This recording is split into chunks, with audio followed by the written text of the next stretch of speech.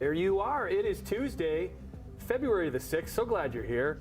Come on in. This is what we're working on this morning. The Ontario Superior Court will be hearing a constitutional challenge about a provincial panhandling law.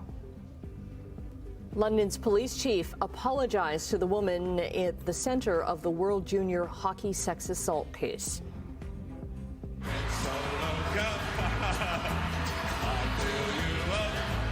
And some sad news from the world of country music.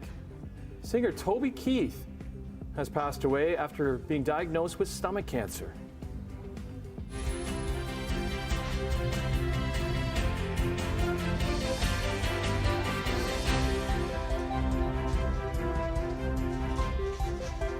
Let's get a new day started, shall we? A fresh new day. Bit of a chill in the air that we're not used to. Had to scrape off the windshield today. Yeah, it is fresh this morning, isn't it? What is this, winter? Yeah, what is that? Yesterday we were -1. This morning we're -4, wind chill -8. So it's a lot colder this morning. But we should get a little bit milder because yesterday the sun just didn't happen until later in the afternoon. So that kept our temperature down to +1. But today we should hit 3 and we'll get a bit more sunshine. So we're looking at a pretty nice 6th day of February today, so not too bad. And it is going to get milder as we continue through the week, but it will get a little bit cloudier as well. But yeah, we should see a fair bit of sunshine. As I said, it's -4, wind chill of -8 at the moment. We'll talk about the forecast in a few minutes. I want to look at traffic, give you just a brief overview here because there's nothing happening. It's pretty good at the moment. 403 Waterdown Road looks good as usual this time of the morning. To a few MTO traffic cameras. Here's the QEW, Nikola Tesla Boulevard. So Toronto-bound lanes toward the Skyway Bridge heading away from us. Here's the top of the Burlington Skyway. Now Toronto-bound on this particular shot, heading away from us. And now towards us at third line. Toronto-bound lanes a little busier than the other side, but no collisions, no volume right now. All looking pretty good. We'll look at the forecast and traffic in detail coming up right now. All right, there we go. Let's get into the news right now. And up first, the Ontario Superior Court, they're going to be hearing a constitutional challenge by advocates about a provincial panhandling law. I want to bring in Simone Gavros, who joins us from the corner of Dundurn and King with more on exactly what this means and on what the courts are going to hear this week. Simone. Hi, Tim. Well, the Safe Streets Act is a law that's been in place since 2000, and it prohibits soliciting for money in an aggressive manner, and it also prohibits soliciting for money at ATMs or even while on the road. Now, some of the fines that people can face if they are charged with this law includes $500 for a first offense and up to $1,000 fines or jail time for offenses thereafter. Now, the challenge was initially launched by the group Fair Change Legal Clinic back in 2017, and they say that this law infringes on the rights of the most vulnerable people in society, including freedom of expression and the right to not be subjected to cruel and unusual punishment. Now, the courts say that the infringement is justified when it comes to public safety. Advocates argue that panhandling is a means of survival, and the debts from the fines will accumulate, leading to more difficulties when it comes to accessing assistance and supports. Now, this case is going to be in front of the courts starting today, and that's expected to go until Thursday. Annette, I'll send things back over to you. Thanks very much. Well, London's police chief has apologized to the woman at the center of the sexual assault case involving 5 members of Canada's 2018 World Junior Hockey team. Police say a review of the initial probe that went from June of 2018 to February of 2019 was closed without charges because of insufficient evidence. However, after a review, the case was reopened, leading to the charges before the courts now. London's police chief has not said if the initial investigation met the service's standard, if London police made mistakes, or who is responsible for why it took more than 5.5 years for the case to move forward. Right now, I cannot answer that question. It will truly compromise the current process. And like I said, there's a time and there's a place. Carter Hart, Michael McLeod, Dylan Dubé, Cal Foote and Alex Formanton have been charged with sexual assault. McLeod faces an additional charge of being part to the offense. The charges stem from an alleged attack at a London hotel in June 2018 when the then World Junior players were celebrating a gold medal win at a Team Canada fundraiser. Hockey Canada has released a statement after police had that news conference yesterday, saying in part that Hockey Canada has cooperated fully with the London Police Service throughout its investigation. It says all players from the 2018 national junior team remain suspended pending an appeal, and they are ineligible to play, coach, officiate, or volunteer with Hockey Canada sanctioned programs. Country music icon Toby Keith, known for his patriotic anthems and chart-topping hits, has died.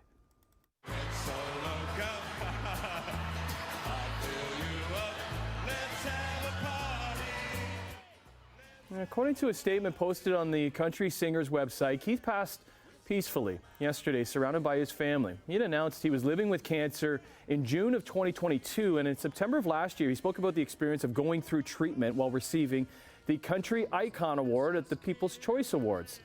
6'4" singer broke out in the country boom years, the 90s, with hits like Red Solo Cup and I Love This Bar, crafting an identity around his macho, pro-American swagger and writing songs that fans just love to hear. Toby Keith was 62. Hamilton police are asking people to take a close look at security video they've released from a home invasion in Dundas last weekend. A family was traumatized by the home invasion that appeared to be targeted at stealing their high-end vehicles. This video is from their home security cameras. Police say at about 4:30 on Saturday morning, 4 men stopped in front of their house. They broke into the home and neighbors heard a bang. Neighbors describe the thieves as 4 black men believed to be in their 20s. Police hope that somebody in the community can identify them and locate the suspects. Firefighters in Hamilton, they were battling a chemical fire in the East End yesterday. Fire department was called to a manufacturing warehouse on Kenora Avenue. This happened just after noon. They say they found 4 large drums of aluminum dust on fire. The chemical is used in making balloons. They got the fire out with a dry chemical agent, and they say that no one was injured. Damage is estimated around $20,000, and the suspected cause is mechanical failure. As Hamilton City staff work to lower the 2024 overall budget, there is some confusion around the total cost of the police portion of it, which is a large portion of it. Ward 2 City Councillor Cameron Kretsch says the total police budget that was calculated last week, about $213 million, did not include capital costs that the city is required to cover for policing, like equipment, buildings, the new 911 system, and roof repairs. Both councillors and Hamilton's police board say it was a result of miscommunication, as well as a difference in the way the budget is formatted. What we do is we consider those assumptions in the city's budgeting process, and we put them in there. We're not asking police to come forward and ask for them because they're not required to under legislation. Hamilton Police Board is going to hold a special meeting February 13th regarding the budget. It will be live streamed. Well, transit fares across the Greater Toronto Area are about to be consolidated. Premier Doug Ford says the province is going to subsidize public transit trips so that riders can avoid paying double fares when transferring between transit agencies in the Greater Toronto Area. The consolidated system, One Fare, will launch February 26. It applies to transfers between GO Transit, the TTC, Brampton Transit, Durham Region Transit, My Way, and York Region Transit. All right, into Sportsline we go, and the NHL All-Star festivities are in the rear-view mirror, and the push for the playoffs that begins for the up-and-down Toronto Maple Leafs, who are on home ice, welcoming the New York Islanders to town, a team they have lost to twice this season. You can make it 3 times this season. Picked up by Nelson across, and Mary fanned on that. Here's a chance in front, Nelson, rebound, scores! Yeah, former Leaf Pierre Engvall would score the winner to break a 2-2 tie with just over 2 minutes to go, allowing the Isles to sweep the season series and snap the Leafs' 3-game winning streak through to the final. Leafs captain John Tavares did have a goal and a helper to lead the Buds, who were stymied by Ilya Sorokin of the Isles, making 35 saves, including a flurry of action at the end of the game as the Leafs were trying for the equalizer. They didn't get it. Leafs welcome Dallas into town tomorrow. Full slate of games tonight, including the possibility of some NHL histories. The Oilers, coming off their All-Star break, have a chance to tie the NHL record for consecutive wins. They've won 16 straight. Can tie the 92-93 Pittsburgh Penguins at 17 It won't be easy as they're in Vegas to face the defending Cup champs and the Golden Knights, who currently sit ahead of Connor McDavid and the Oilers in the standings. What a week for Sin City, because there is another event happening. The Super Bowl had their opening night in the only way they know how. The reigning, defending, undisputed Super Bowl champion, the Kansas City Chiefs!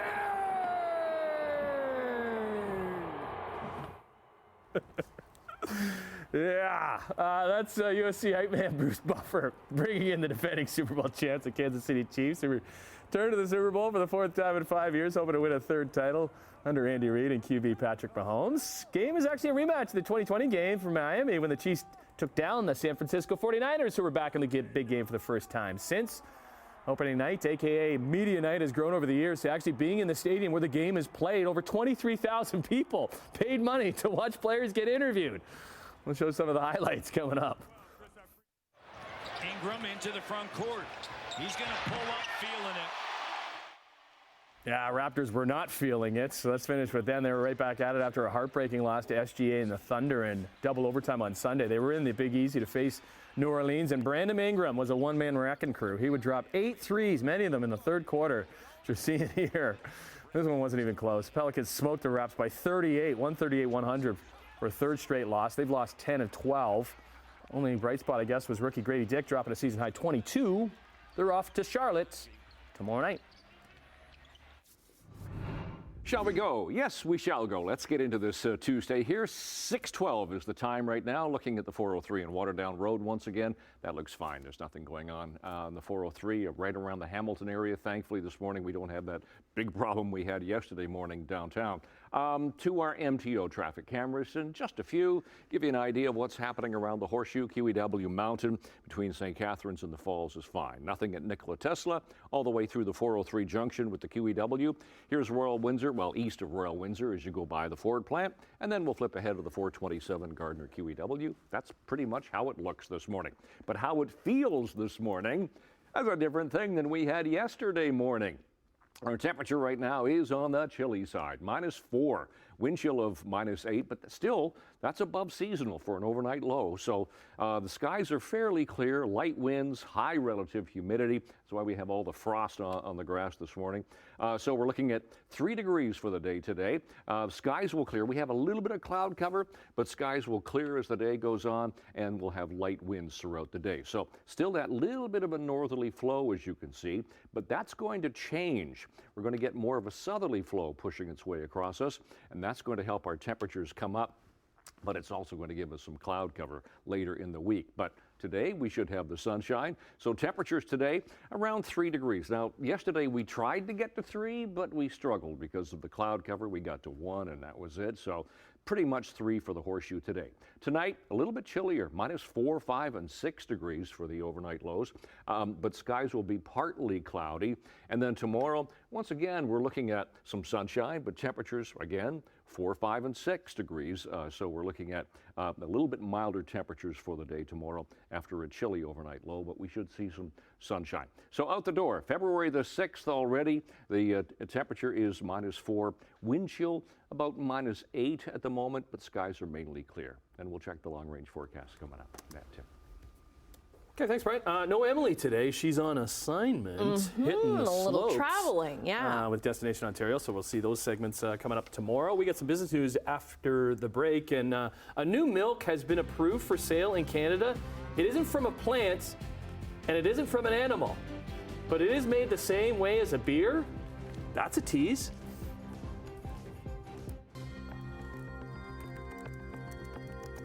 $6.16 Tuesday. Here's the numbers for you.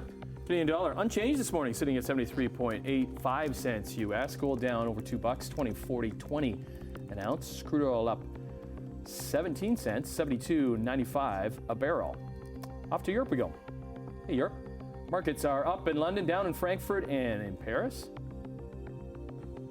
In Asia, markets were down today in Tokyo, but up in Hong Kong and Shanghai. Checking North American markets, big losses on Bay Street and for the Dow, smaller loss for the NASDAQ. Okay, this is kind of interesting. Glad you're here on this Tuesday morning, by the way. For the first time, Canada has approved a milk that doesn't come from animals. Israeli food tech company, they're called Remilk, is now allowed to sell its lab-grown milk protein to dairy manufacturers and food companies in the country. So Remilk's product can be used as a non-animal source ingredient in products that look and taste like traditional milk, cheese, yogurt, and ice cream. The company says they use a fermentation process to create the milk protein, and not a single animal is involved. Health Canada says they have no objections to using it in food, and there are no safety concerns. The CEO of Air Canada says his company does make mistakes, but takes responsibility for them. Michael Russo made the comments at a House of Commons committee. He was asked to appear to answer questions about incidents involving passengers with disabilities. In one instance last year, a man with cerebral palsy had to drag himself off a plane because of a lack of help from Air Canada staff. Russo told the committee that Air Canada will do more to improve the travel experience for all passengers. U.S. Appeals Court has ruled that a lawsuit against Bayer can go ahead. A Georgia doctor is one of many people suing the company, saying that their product, Roundup, causes cancer. A 3-judge panel in Atlanta rejected Bayer's argument that federal approval of the weed killer shielded the company from being sued under state law for failing to warn of risks. So yesterday was the latest setback in the Germany's company's effort to fend off thousands of similar cases, carrying potentially billions of dollars in liability. Several other appeals courts have already reached the same conclusion in similar lawsuits. Alberta has filed a formal response to the federal government's proposed oil sands emissions cap. The province says the cap is unrealistic and ineffective, adding it won't achieve its grandiose emissions targets and won't be tolerated in Alberta. The federal environment minister has said that the government would bring in a 100 megaton cap on emissions from the oil sands. It's the source of nearly 8% of all Canadian emissions. The Canadian Association of Petroleum Producers and the Business Council of Alberta are echoing the province's concerns. A BC Supreme Court justice was upheld the provincial government's right to pause power connections for new cryptocurrency miners. So the ruling, it meant crypto mining company Conifex Timber lost a bid to force BC Hydro to provide the vast amounts of power needed for its operations. So the judge said that the government's 2022 move to pause new connections for crypto mining for 18 months was reasonable and not unduly discriminatory. So the CEO of BC Hydro told the court that the date centers proposed by Conifex would have consumed 2.5 million megawatt hours of electricity each year. That's about enough for 100,000 homes. Trial's been set in a huge antitrust lawsuit against Google in the United States. The trial between the U.S. Department of Justice and Google will start in September. The case targets Google's economic dominance in online advertising. It's the first antitrust case against a major tech company during the Biden administration. The Department of Justice has joined by some states that allege unfair competition by Google over its technology and online search rivals.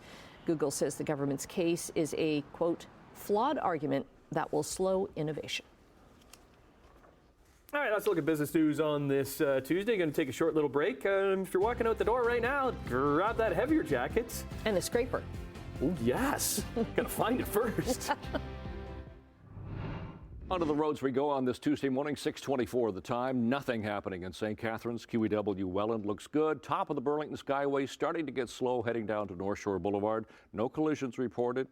Third line, okay. Lorne Park, a bit busy through here. We'll flip ahead to the 403 Eastgate Parkway. Not a lot happening on the 403 this morning. Our temperature we're chilly this morning, a lot cooler than we were yesterday morning. -4 for Hamilton, wind chill about -8, -5 Mississauga, 0 for Grimsby, and for Toronto. Seasonals, we talk about those. -2 daytime high, that's where we figure we should be. -10 for an overnight low, so we're still above seasonal. Those are our sun times and our records for today. For school today, we should be -2 by the first bell and 3 degrees, and we should have the sunshine afterwards. This picture was sent to us. Belinda sent this in. Her aunt and uncle live in Broad Door, Cape Breton Island. There's a house in there somewhere. Sydney, Nova Scotia had 150 centimeters of snow. That's about almost 5 feet. I'm over 6, so it's about that much snow they had in Sydney, Nova Scotia.